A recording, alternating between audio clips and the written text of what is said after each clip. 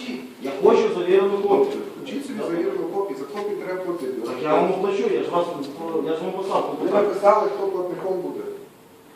Я до вас звертався. Ви написали, хто платником буде. Я написав. Ну, Всі знаєш, якщо ви всі написали... витрати матеріально-фінансово беру на себе. Добре. Що я тут вам що я так написав?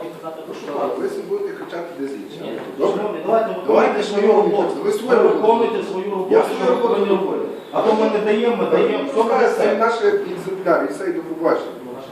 Ну, і на тому кінець. Я копію прошу, завірену. Я вам ще раз кажу, є сільська рада, є район.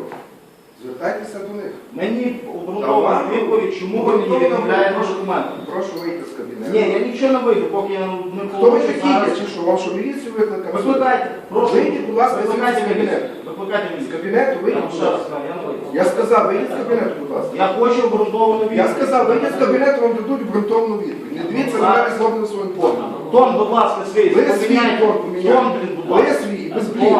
Тон. І без блін, будь ласка, вийдіть з Тон кабінету. поміняйте. Ви свій поміняйте. Можна спілкувати було дуже